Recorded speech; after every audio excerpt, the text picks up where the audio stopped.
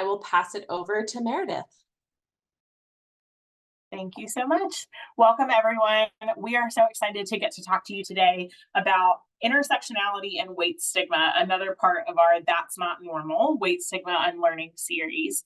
Hannah and I will be your guides through the beginning of this process. We're going to talk a little bit about the clinical perspectives, the nutrition perspectives, throw in some research, and then we have a fabulous lived experience speaker who's going to follow that up and share a little bit about what the links are in their life and their experiences. Before we get started, I'll give a note on language that we're giving every week during this series. During this talk, I will be using the words fat, person of size, person in a larger body to describe bodies. I'm using these as neutral descriptors, especially the word fat, not in a derogatory way. And I'll be staying away from the words fat as a derogatory and also the words obese or obesity because of the medicalization and pathologization of bodies that happens when we use words like the O word. We've been showing this graphic each week to kind of give a theme throughout our presentations, kind of the linking thread, if you will. This graphic describes the cycle of socialization, which is basically how we learn what we learn and where we learn it. And that's really what the theme of this series is. We can't begin to unlearn until we understand the process of that socialization and how it happens. In the first week, we talked about first socialization and the beginning. And today and last week, we've started to move into this green section here, the institutional and cultural socialization. This is really how aspects of our identities are privileged and marginalized and then reinforced by society and culture. So that's what we're going to be talking about today. The social determinants of health is a great place to start when we talk about intersectionality, especially as it relates to eating disorder recovery, the pursuit of health, weight stigma. All of these things are connected. And I think it's really important to draw our attention back to the fact that health is so much more than what many of us think it is. Oftentimes, health gets kind of reduced down to simply weight or body size. And that is not even really the most important indicator of health. When we think about the social determinants of health, all of these things that you see here on your screen determine how much access any one person has to the pursuit of health, whatever that means to them. So we're looking at things like your economic stability, your neighborhood and your physical environment, your education level, the quality of the education you receive, the food that you have access to, the quality of the food that you have access to, community and social context. What's it like in your family? Where are you at kind of socially in your social location, which we'll talk about in a minute. What kind of healthcare access do you have? Do you have health insurance? Do you have available providers? Do you have access to providers who are working actively to not be biased when working with you? Do you have access to healthcare in your language? All of these different things then feed down into our health outcomes, which are going to be things like mortality, morbidity, life expectancy, the amount of money that you spend on health care, your health status, and any functional limitations that you may have. Access to all of these things are determined by your intersectional identities, and they might ebb and flow over time. So as we talk more about identity, moving on in this conversation, consider how your access to different determinants of health have changed or stayed fixed throughout your life phases.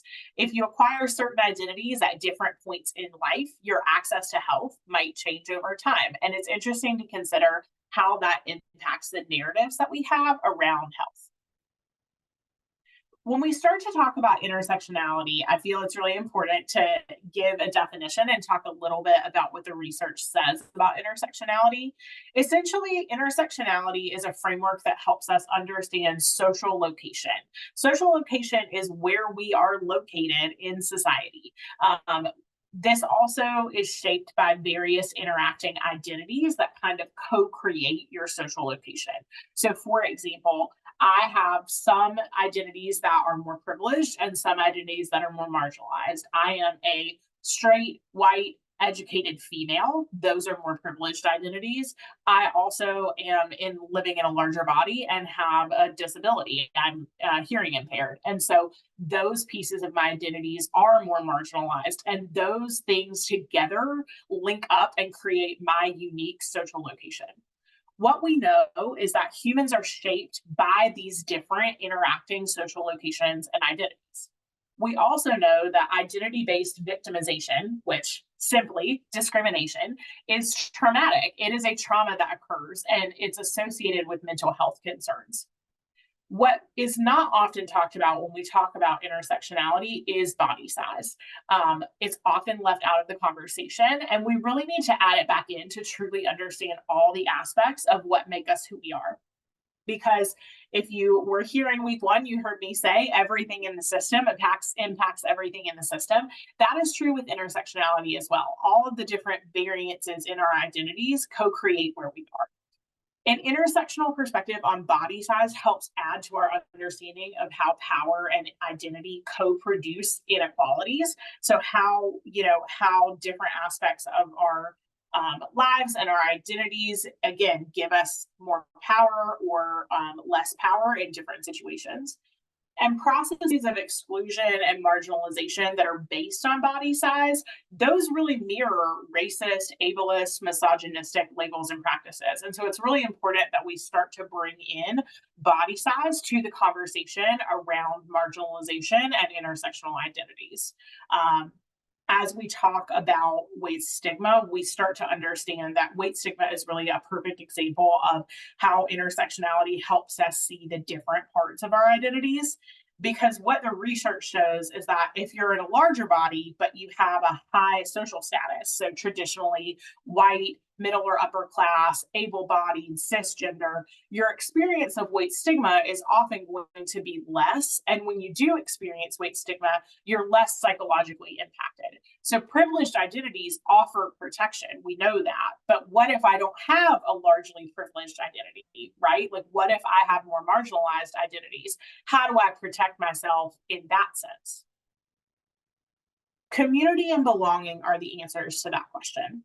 Belonging is a fundamental human need. When we belong, we are more likely to seek support, engage actively in learning and in our lives, have positive mental health, all of these really great things that are crucial for us to have fulfillment and truly be able to pursue health, whatever that means to you, in the way that you would like to, and if you would like to. Threats to belonging tell us that we are disconnected from society, that we are unloved, uncared for, devalued. We talked a lot about attachment in week one. This also applies here. When our belonging is threatened, we become at risk for physical and mental health concerns because community is survival. For our central nervous system, for us in general, we need that community. So we know that social isolation poses serious risks to well-being, and that really means that these relational experiences, these community areas are, that relational safety is a critical component of health and happiness. We have to have it in order to provide some protection for our more marginalized identities as we look at our intersectionality. I'm going to pass it over to Hannah to talk a little bit about intersectional culture and food. Thank you so much. So as Meredith was just saying on that last slide, belonging is fundamental. Having community is critical to our lives. And we see this show up in food and bodies, and how that happens is through our family and our community. We know that food is connection.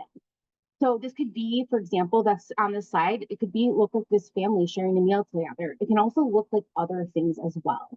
I first want to take us through cultural foods. So our cultural foods are a part of our identities and our heritage. We often like to simplify and put food into buckets. So good versus bad, healthy versus unhealthy. So for many, what I would say, quote unquote, healthy foods that have been healthified come from more of a Eurocentric view of food and nutrition. When we put foods into buckets like this, we really miss and discredit so many other cuisines and cultural foods.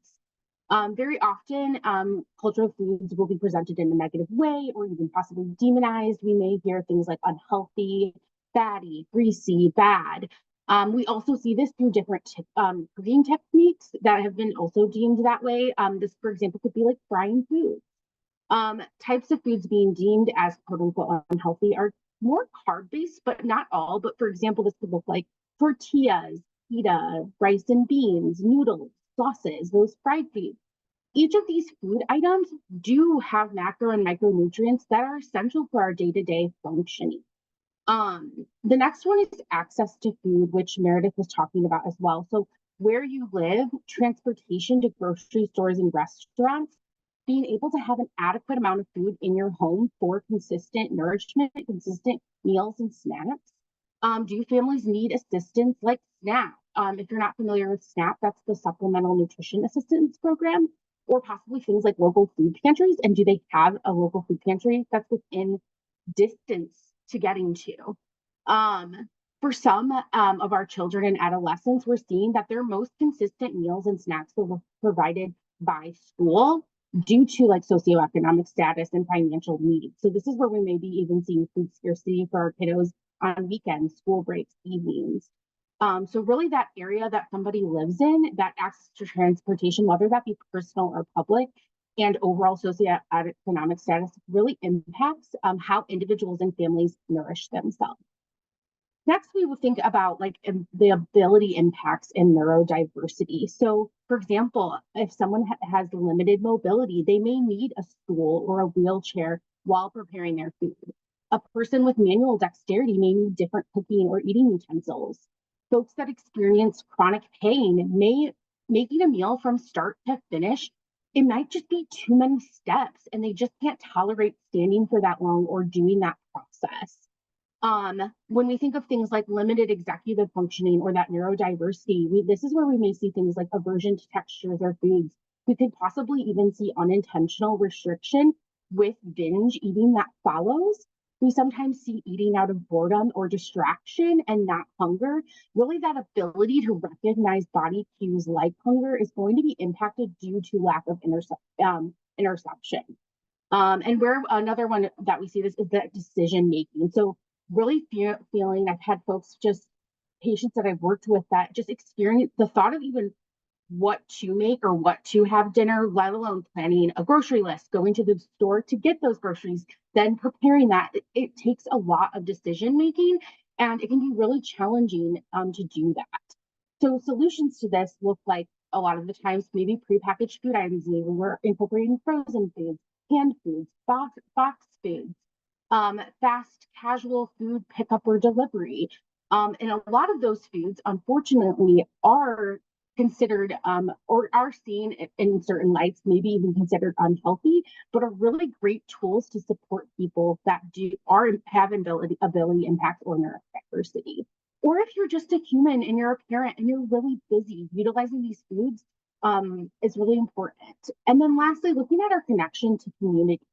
So a lot of our connection community, I was at dinner last night and the first thing was like talk about the food that we ordered in a negative light, right? So we see diet talk or we're like, and while I'm trying to connect with others about food, there's these assumptions about the foods, or I didn't eat this, so I could have this tonight. Just that diet talk we hear and body talk we hear in so many parts of our community.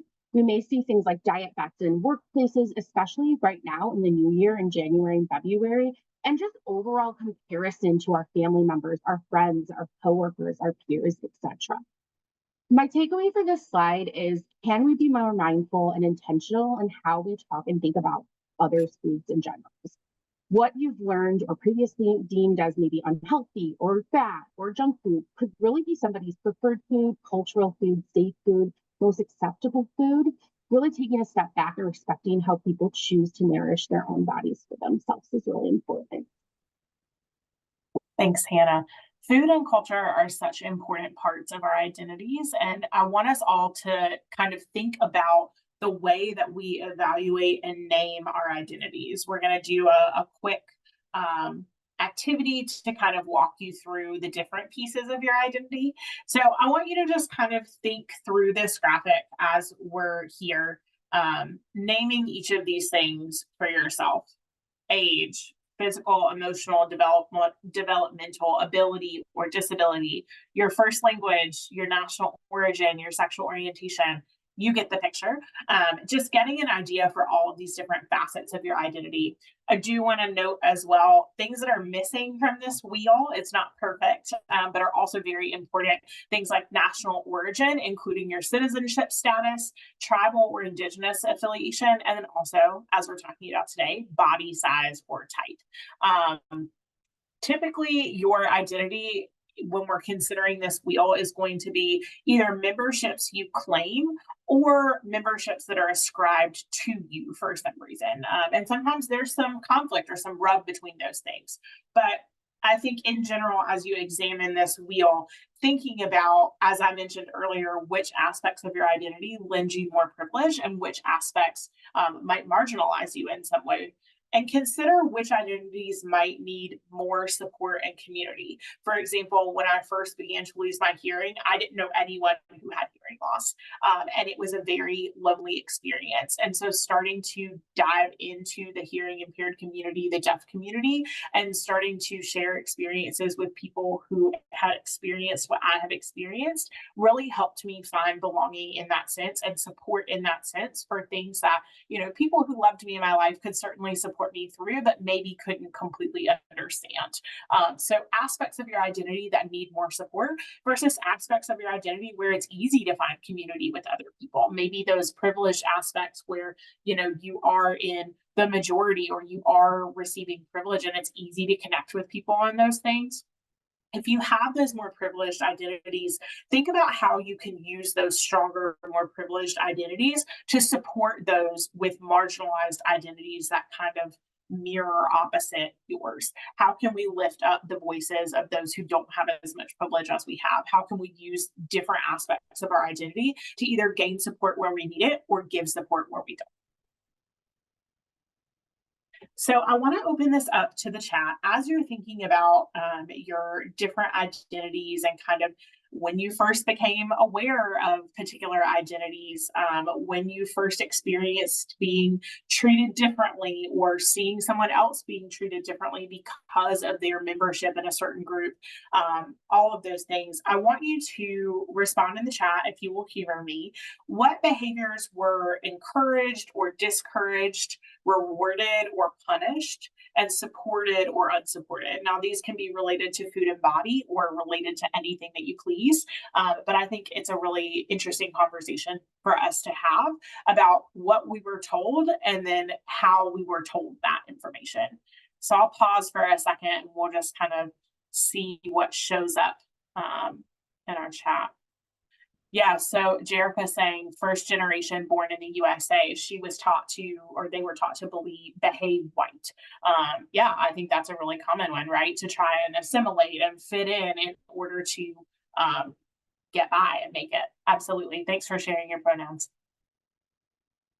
Being Black in a bigger body, having to diet to fit in. Absolutely. Having to act white, change your hair. Yeah, absolutely. Morgan shared that. And I think that's a really common experience for folks who are, again, trying to assimilate because they have to. Society tells them that in order to have value, you must look like this, you must be like this. And we know that that's not true. We all have value in who we are in our own ways, in these unique social locations and intersectional identities that we have. And also the way our society is currently set up does not give us any room to feel safe or be safe without trying to assimilate. Sexual identity in elementary school, complaining about our bodies in order to connect with others, that is a really big one. If you get to a certain weight, you should stop eating, but he never told me what weight was too big, so every weight was too big, right? That bar continues to move. Being a cis female, be kind, be nice, don't upset the system, look a certain way, act a certain way. Right. And the common theme through all of these messages, right, are that we're all told based on the different pieces of our identities that we're not good enough and that we've got to meet a certain bar, be a certain way in order to have value and receive support. Being Italian, where food and weight went together, you must eat, but you also must stay thin.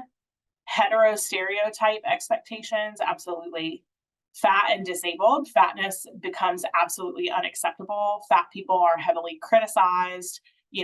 Disability and the idea that you have to pull yourself up by your bootstraps, or if you work hard enough, or if you're, not lazy, you can make it. Absolutely. We're getting so many responses here. I am going to go ahead and move on for time, but I appreciate all of these responses and would love to continue this conversation in our Q&A section. All of these are just so valuable and truly, bring us to the point that we're trying to get across in this series, which is that because of the things that we're taught about food and body or who we need to be based on our identities, we learn to keep ourselves small. We learn to mute the parts of our identities that are not as acceptable or not as privileged. And that really doesn't help any of us, because how can we find community and belonging when we're all trying to literally and metaphorically shrink ourselves in order to fit in? So thank you all so much for participating in that and sharing the very, very vulnerable things that you did. We're so appreciative and see all of you and just, it's so great. Thank you. So I do want to put in a plug for a call to action. As I mentioned, often body size is left out of the protected classes and is left out of the conversation around intersectionality. NAAFA's Campaign for Size Freedom is doing really important work to have body size integrated into discrimination laws. We've already had a win in New York, where in New York State, I'm not sure if it's New York City or New York State. Someone correct me if you know better than I do. But we've had a win there where they have added body size as a protected class in terms of employment and housing and things like that. So if you are interested, I think this is a great thing to support, and signing their petition can help keep that movement going. And now I'm going to introduce our fantastic lived experience speaker. We are so lucky to have Nia Patterson with us. Nia Patterson, they, them, is a Black, non-binary, and queer energetics and social impact coach. They're also well-known and well-respected for their work as a body liberation activist, artist, creative, podcast host, and published author. Nia is the multi-passionate force behind Nia Patterson LLC, at The Friend I Never Wanted, and Self-Love Tool Chest. They are also the host and producer of 3 podcasts: Real Talk for the Soul, Body Trauma, and Everyone's a Little Fat Phobic. Their work centers around energetics, human design, and entrepreneurship, as well as both queer and body liberation. Nia is deeply passionate about advocating for all people in all bodies, with a heavy emphasis on marginalized folks, and as a result of their work, seeks to bring resources and services to those who do not readily see the representation of themselves in the world. If you're interested in working one-to-one with Nia, please reach out to them at hello@niapatterson.com. And without further ado, I will pass things over to Nia. Hello. Hi, everyone. I apologize that I was a little bit late. I did the thing where, like, you put like the link in your calendar and then you don't remember where it is. So yeah, good job at me today. I am so glad to be here, and I'm going to share my screen. This one. All right. This is me. All right. So I'm just going to briefly walk through a few things about myself, my identities, and then I know we're going to get to a question and answer as well. But feel free to pop in the chat if anything resonates, or if you have a question, and I will hopefully see it. So first up, these are some of the pertinent identities that I identify with. And I made this more fun, instead of just like the identities that we think of that kind of like delineate where we fall in the world. Like, also, like, my astrology's on here, my human design's on here, because these are like things that I think are really important to who I am. And I don't think that I am just a fat body or a queer person or an ADHDer. Like, I'm so much more. I am also to a T a Virgo. So like these are things that are important to me outside of just my body. And I think that so often when we're doing this work, we get focused on like this space where we show up in fat bodies and we have to like advocate for ourselves and we have to like argue to like be included in spaces. And like this is so necessary and important. Like I am doing that work as well. And also I am choosing to still be a human and find joy. And especially in February of Black History Month, like I am celebrating, in the words of Issa Rae, I am rooting for everybody Black. And I am just like also showing up as the unapologetic human that I am. So a few things that you might not have known about me. Actually, I bet you probably did know that I'm in recovery from an eating disorder. Surprise, I am here. Also, I'm an author, I'm college educated, I identify as bisexual, queer, gay. I didn't even put all the queer that I identify as on here. Self-employed, I identify as being disabled and having limited mobility, creative, agnostic, spiritual, all of these words identify me. So yeah. Okay, so just a quick little timeline of my recovery. I am a Sagittarius rising. Yes, thank you. Which just explains this PowerPoint, but a timeline of my recovery briefly. I had an eating disorder for like about 15 years, but the point of me putting this timeline here, and I deliberately put it chronologically because in my mind, this is how I've gone through my life, but my recovery in particular, and also my eating disorder, have never been linear. So even though I may have developed an eating disorder when I was about 9 or 10, it wasn't just all downhill or all uphill or all like plateau. Like I have been through the gambit, I've been up and down all around. And so I wanted to just share that like originally I developed an eating disorder when I was 9 or 10 due to various amounts of trauma in my life at the time. My eating disorder did get worse, but also it wasn't bad every day. I think that for me especially, there isn't a memory of like only life being bad or only life being good when I had my eating disorder. But I do know that over time it did worsen because I was coping with a lot of trauma in my life. I did eventually seek out support outside of just like talking to friends in 2016. And then if you all have followed me for a while, you know that I showed up on Instagram in about 2017. And I did that to chronicle my recovery. I really needed accountability in my life. I didn't have anyone really to lean on when I stepped out of treatment, and I had the internet, which sounded ridiculous at the time, but I needed to post what I was eating. I needed to post what I was feeling because I didn't have anyone else to share that with. And the people on Instagram literally just like held me accountable and like showed up and liked my content. And that told me that like I wasn't alone in the world. So I did go to formal treatment in 2017 and I continued recovery on my own in 2017, found body positivity at the time, and self-love, and learned about so much more than just needing to eat. I learned about my body. I learned about my relationship to my body. I had so many important, poignant conversations that I still think about today, or I still tell people about today because they're part of who I am. I did relapse back into my eating disorder in 2018.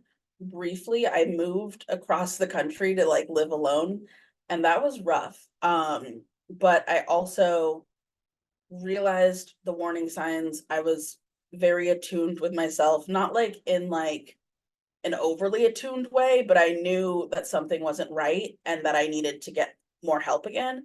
And so I sought out a therapist, a dietitian at the time, and got back into recovery. And then I would identify as being in what I call strong recovery since 2019 and on.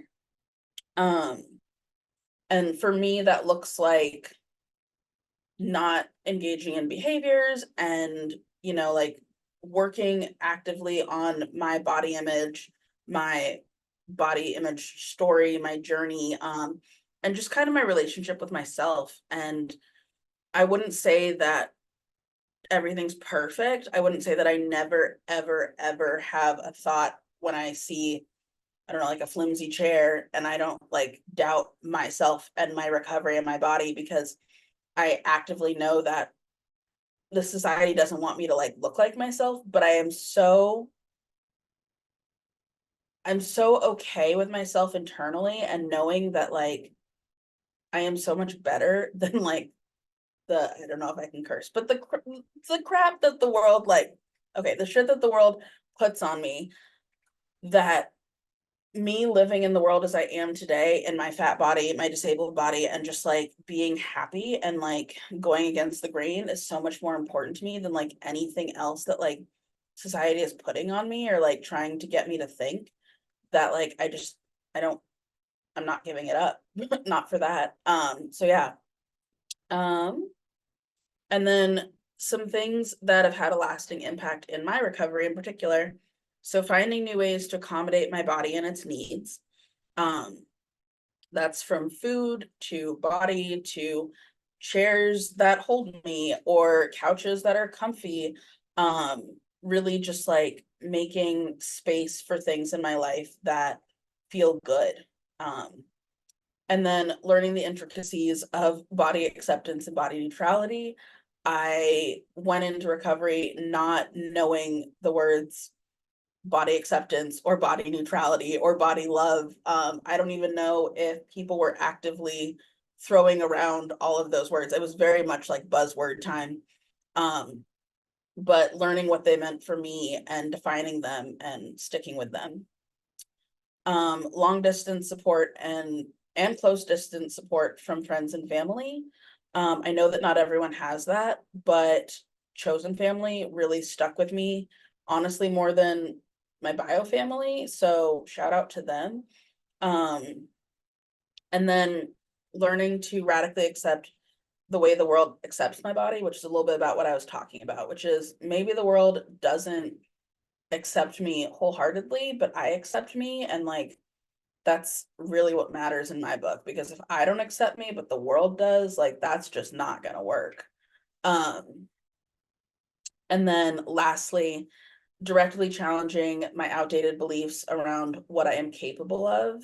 That has been a big one. I think that so often I would have a thought of like, well, Nia doesn't do that, or that's just the way it is, or I'm not capable of changing that, or any of that. But you are so capable of change, even if it feels like you're not. I was on a call last week where someone said something along the lines of like, science knows that now you can like change who you are as a human, and like even if that wasn't known, like why not try? Why not make the small changes to change yourself and see what happens, than just choosing to like stay the same way and, you know, not feel any different. Like why not pursue feeling better every day if you can? All right.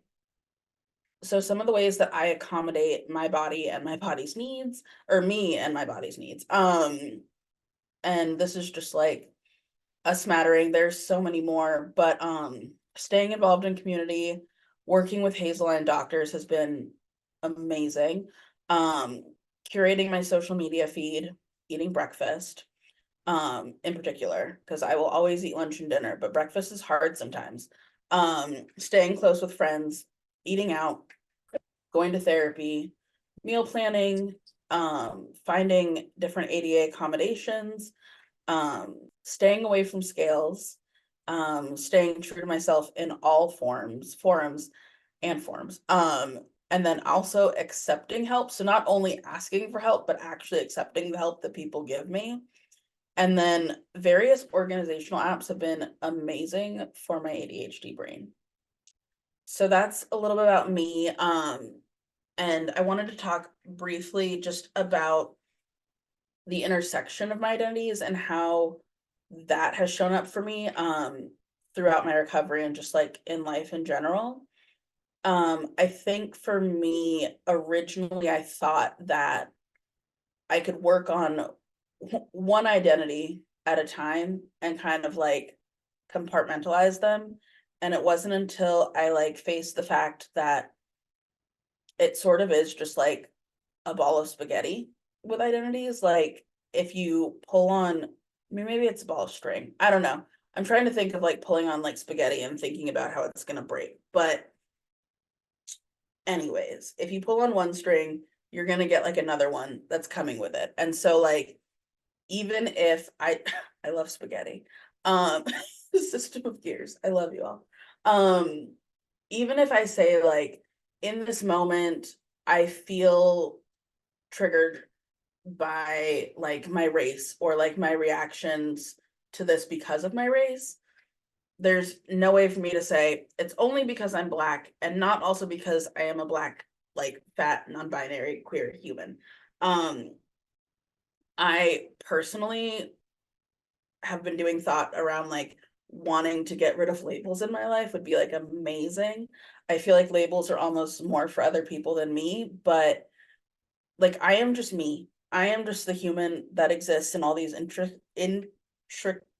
oh gosh, I'm not gonna go for that word. Intricate. You know what I'm trying to say.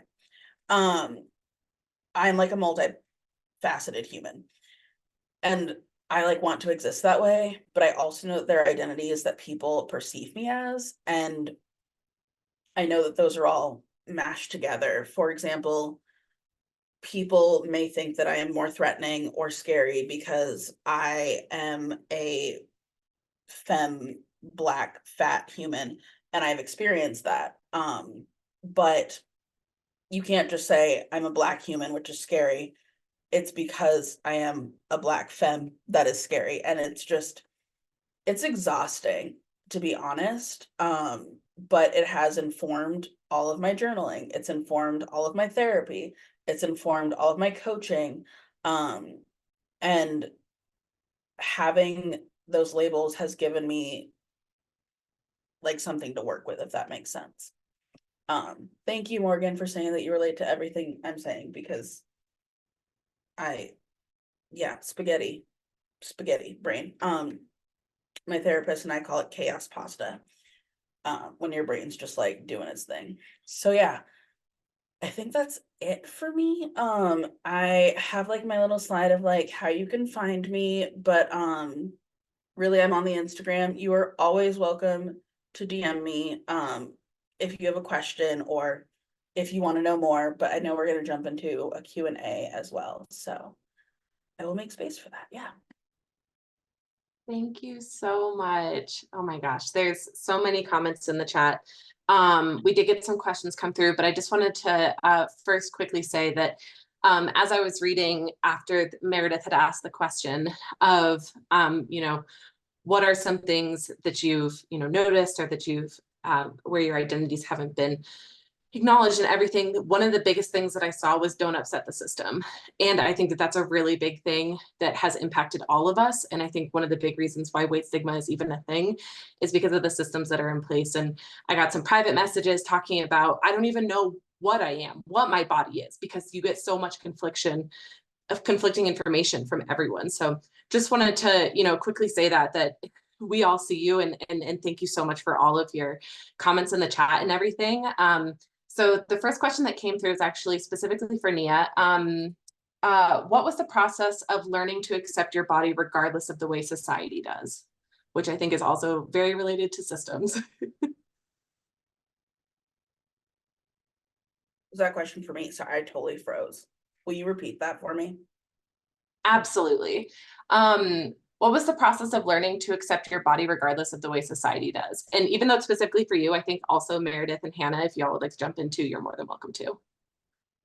I can jump in first. Long is my main word for that. It was not it wasn't overnight. I genuinely think that there were times when I didn't even think that I would get to a place where I could accept my body. I was just like miserable. I will quickly tell a story that I think about often, which is that when I moved to Nebraska in 2018, this was the first time that I really experienced limited mobility and disability. And I had terrible pain in my lower back to the point where like I couldn't walk for like even 4 or 5 minutes, like without feeling like my body was going to snap in half. And I remember at the time calling my dietitian and explaining this to her and telling her that I was so unhappy with my body. I was so unhappy being fat. I did not want it. Like I told her that like if I told her like the number that I weighed, and I told her like if I weigh this number in a year from now, I'm taking myself out. Like I was serious. I was like, I'm not doing this. I'm not going to continue, because like to me this number felt like so much. Like it felt like the end of me. Like I literally had never been this weight before, and please note this weight is lower than I am now, and I am happier now than I was then. But a year passed, and I don't know the exact day, but a year passed, and I didn't feel that way anymore. I didn't feel like I couldn't continue on with my life, or that like I wasn't worthy of life. I felt relatively normal. Like, I mean, what is normal? But like I felt like okay enough with my body. Like I wasn't like, ooh, yay, I'm like having the best day ever, but I also wasn't like in horrible pain. I'd done physical therapy. I like had figured out where to park with work. I had gotten a handicap parking pass. Like I had figured out accommodations to make myself fit in the world a little bit better, so that the world didn't feel so overwhelming and scary and horrible. And I tell you this not because of any number or any like experience, but just because your reality right now is one thing doesn't mean that it'll be that way tomorrow or the next day or in a year or in 5 years. And you are capable and you are worthy of having a better relationship with your body and yourself, and it's possible. Can I just like shamelessly plug my book really quick? Thank you. So like what I did was I took my journey with my body, and I coached people on this last year, specifically on going from hating their body to figuring out what what is internalized fat phobia, like why do you hate your body, what is going on there. And then I made it into a coaching program. I coach people, and then I took that program and I distilled it into a book, a workbook, like a workbook that you can buy on Amazon. I'm sorry, Bezos, but like it is called What's the Story, and it is sitting over there, but I'm not gonna get up and get it. But it is a book, it's a workbook, it's like 200 pages. It's me walking you through how to have a better relationship with your body. I found out when I was coaching people last year that I would get on a call with someone and I would say, how's your relationship with your body? And they would say, kind of horrible. And I would say, okay, that's cool. What are you doing to fix it? And their face would go like blank. And I would be like, this isn't your fault. This isn't your fault that you are not fixing it, or you think you're fixing it and it's not getting better. You're not being given the tools to make it better. Like, even if you went through a program where they like talked about like saying positive affirmations, which is part of it, but like they didn't give you actual tools to like unpack your relationship, your identity, like all the scary pasta that's in there, like how are you supposed to actually make it better? And so I wrote a book on that. You all can get it. Thank you, Lisa, for dropping the link. I genuinely like believe this book needs to be in more people's hands, because it works, and I've seen it work with people. Not just because like I wrote it. Like I genuinely just wanted it to be more accessible to people who needed to hear it. So yeah.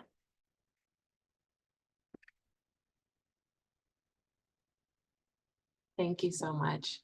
I've gotten okay, I've gotten a couple of different questions. So I'm gonna try and go through them. I think that this one, while I navigate the other ones, because a couple of them are a little bit longer. One thing that came in, any tips for staying away from scales in this culture? I'm struggling with that one. So this is open to anyone to answer. I feel like I can hop in on this one. If they're in the vicinity that you live, if you can get rid of them in whatever way feels good for you. Some people I've had they've done like almost like a grief session where it was actually more softer. I've had folks that trash their scale and take a sledgehammer to their scale with safety goggles and everything, because that just like kind of was like, screw the patriarchy, screw the scale. Really cool. If you're in a living environment where that's not possible, if you can ask those loved ones to have that in a space that is not easily accessible to you, so you're not going in, right? You're not going into the bathroom and seeing it every time you go to use the bathroom, take a shower, things like that. Because I understand we do have like family living situations and we can't always just remove it. When you go to the doctor's office, if it's not medically necessary, refusing, they can just put refused. There's different things you can walk through. We have different like cards, like a please don't weigh me card you could take in for yourself. If for some reason, like because of a medication dose, you do need to be weighed, stepping on the scale blindly, being very careful with the paperwork that you get after, because lots of times they are still printing it on there. So just different ways you can do it, from like at home, at the medical office. I'm sure Meredith and Mia, you probably have other examples, or disposing of them in different ways whenever it feels right for you, if you're in a space to do that. I agree with that. And I'm going to put in a brief plug for the series that we're doing 2 weeks from now after Support Group Week, because we will be talking about navigating medical care and what that looks like in recovery in a very biased world, how to find a HACE provider, all of that. So we'll be doing a deep dive in that later, but I think that's a great answer, Hannah. What they said was great. Yeah. Here for it. Get rid of it. I've also heard someone has told me that they're of just taking the batteries out, like if you can, like, and just hiding the batteries as well, because then it takes you like multiple steps of actually going to the scale, which can help you to then interrupt things as well, interrupt that process. So someone had asked, and I think this can be for everyone, but it was specifically for Nia. What is a piece of advice you have for someone who might want to start recovering out loud as a person in recovery from an eating disorder, atypical anorexia, who lives in a fat body? Your story has touched me deeply, and I'm so grateful for your wisdom and voice. That's a good question. I did it accidentally. I mean that completely sincerely. Like, I didn't intend to be in this seat today. In other words, like, I genuinely wanted to get from Monday to Tuesday with eating 3 meals and 3 snacks. That was my goal. I think that if I were to do it again intentionally, I would curate my social media feed. I would unfollow as many harmful accounts as I could. I would post content that was authentically me, whether that was what I ate, if that felt I like aligned with what I wanted, or whether that was just like pictures of me wearing cute clothes or having like really awesome recovery wins, or like if that was just pictures of like my dog, but like with words about like me. Like, I feel like we overthink it. And I also think that the internet can be a scary place. And so like it can feel overwhelming or terrifying to like put yourself out there. If you curate your social media, it's a little bit better. I will I will say this till I'm blue in the face. Do not read the comments on anything that goes viral. Some of us have done that, and we do not recommend it. So if anyone ever tells you, don't read the comments, believe them.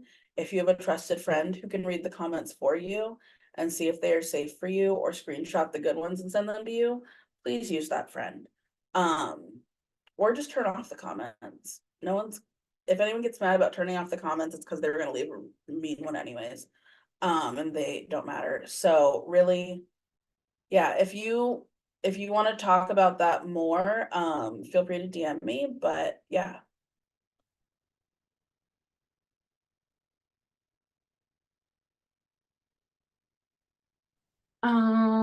Okay. Someone had asked, what do you feel is the jumping off point for leaning into body neutrality and body liberation? I run the weight stigma and binge eating disorder tracks at an eating disorder PHP program and struggle with facilitating groups for people starting from the very beginning, which is such a great question, and anyone is open to answer that. One, I will actually just quickly say, I think attending this is great, this series. I'll jump in. Yeah, go for it. I was gonna ask for clarity on the question, but if you have something, go for it. Okay. I think a good jumping off point that I use often with clients is, and in my own life, is to consider why I feel the way that I feel, right? Like if I'm wake up and I'm having a really bad body image day, what else is going on for me in my life that is bringing that up? Did I have a stigmatizing experience? Is my mental health just in the toilet right now? Like what is driving that feeling? Because so often it is deeper than just dislike of my body or discomfort with my body. There's so much more under the surface, I find. And so before we can even kind of like make the leap to body neutrality, I just think that feels so far away for people sometimes when like you wake up and you feel terrible about your body and maybe the way you look, the way you feel, feeling neutral about your body feels ages away, and feeling positive about your body maybe just feels inaccessible and impossible. And so trying to sit with where you are and focus on how and why I feel, and trying to kind of unpack some of the context. If we do that over time with enough support, often we get to the point of understanding that everything that we're feeling and experiencing is in context. It's not in isolation. And that means that it's changeable, right? That means we can find support. That means we can ask for support. That means we can look at things from different angles. And I think sometimes that makes that journey a little bit more accessible, where if we're just thinking about like, I feel terrible and I need or want to feel neutral or positive, that feels sometimes like the biggest mountain to climb. All of that I think is so great, Meredith. Another thing I like to ask is whether I'm asking myself this or others is like, what do I want my relationship to look like to my body? Like, what is my long-term expectation? And does that feel like something that's realistic? And how can I take small steps towards working towards that more longer-term intention? And understanding the why, I find with some folks is like, their goal isn't maybe body love, and it is truly body neutrality. And how can we like set really realistic intentions towards reaching that and exploring that? So for me, like, what do you want it to look like? Why do you want it to look that way? I think is a great part, like a great way to start too. Okay, I'm gonna hop in with something that changed my perspective and is in my book, but is also, this graphic is on my Instagram. So this goes a little bit deeper into it in the book, but I'm gonna read a little bit about body tolerance because no one talks about body tolerance. We jump straight to body neutrality all the time. We jump straight to body acceptance, and liberation is like the same as body love, in my opinion. And so at one point in my recovery, I was in group and someone said to me, what if you just tolerated your body today? What if you didn't even like it? You didn't even feel neutral. You weren't accepting. What if you just tolerated it? And so this is what I've written for what body tolerance means for me and like maybe for you. you're actively working to shove down your feelings about your body, or at least sip them slowly. You often feel frustrated by your body, even angry, but you're able to put it aside or logically reason with yourself about why that is and not let it ruin how your day is going. You're putting up with things, you're grinning and bearing it, you're doing okay, but you also still want to actively change your body most days. You wish for a chance to skip out on the body love journey and just go back to restricting and maybe dieting altogether, but you also know that won't actually help. Instead, you're here feeling kind of stuck. And that is a little bit about how I see body tolerance. And so if you are not like feeling neutral yet, if you don't have to feel neutral, you don't even ever have to like reach that point. Like give yourself permission to like be where you are now. But a jumping off point for me was like just shooting for tolerance. Like it's almost like scaffolding that goal. Like find like the smallest step you can find and aim for that. Don't aim to like jump the Grand Canyon in one day. Like, you know what I mean? So yeah. Awesome. We have time for one more question. So this question was actually asked a couple of weeks ago, but I've been sitting on it for a little bit because, as y'all know, we haven't been able to get to all of our questions, unfortunately, each week. But I think that this also really speaks to intersectionality, especially for those of us who might be in smaller bodies, but who want to be, who are unlearning and making safer spaces for those of us who are in fat or larger bodies. But how does one who isn't fat go about being a fat activist? But I think that it's not even just a fat activist, but I think just also being a voice for people and becoming a safe space for those. And yeah. Oh yeah. Okay, so I don't even know if I'm the right person to answer this if I'm in a fat body. Maybe, I guess, like what would be supportive to me kind of if you were like in a thin body? I always say like if you go to the doctor, don't let them weigh you. Just refuse. Because if you're refusing in a thin body, any fat person that comes behind you will already have like the ground laid. So that doctors are like more educated on the subject. Anything that you can do to make life easier for fat people. So like my my thin friends, or my straight size friends, when we go to restaurants, they will know not to ask for a booth because there's no way I'm gonna sit in a booth. Like I'm gonna be pissed. So like that. When you like go to a concert, like looking up the ADA seating so your friend doesn't have to do it, or like looking into like what kind of seats are going to be there, like that is great. And then also in terms of like social media, just like amplifying the voices of people in fat bodies. So if that's sharing things on your page, if that is amplifying, if that is telling people like in person, like what you saw on social media, what you heard on social media, like that's totally fine. Give people the resources that they need, but also like don't go to your fat friends and be like, hey, I noticed you're fat, here's this like resource that could help you. Like just be like, hey, I saw this post, maybe you would be interested in this. Like, you know what I mean? Like it doesn't have to be like just like being an ally in the same way. Yeah, just like do it with tact, I guess is the right word. But yeah, I hope that helps.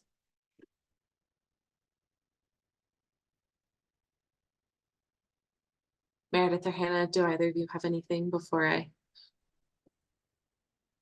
There No? was one thing Okay. I wanted to point out really quickly, and I had it pulled up and where is it?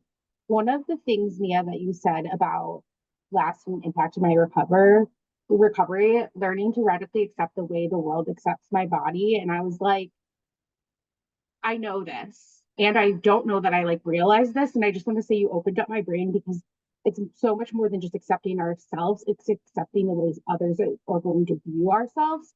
So I just wanted to call that out because I think that's so important in this journey. So that was really random, but I was saving that for when we had a second. Thank you. Thank you for saying that. Yeah. Also, I know that we said it in my bio, but I do have a podcast called Everyone's a Little Fat Phobic. It's like an email, like it gets emailed to you. But if you like, even if you're a provider, like I had providers listen to it and they were like, I hadn't thought about that. So like, even if you understand fat phobia, it is like just like a free resource that you can share without like being aggressive about it, but just like letting people know like, hey, I listened to this, that was pretty cool. And like that's in my bio on Instagram as well. But that's a really good free place to jump off as well. Wonderful. Thank you all so much. I did want to say there were a couple of questions from those asking about how to ask for support from your community and your family. And I feel as though y'all answered that really well. Also with just speaking to how someone who's in a thinner body can advocate for others. So those are also some tips that you can potentially bring to your loved ones of like, hey, like, these are some things that would be really helpful for me moving forward. So thank you all for being a couple minutes after our hour.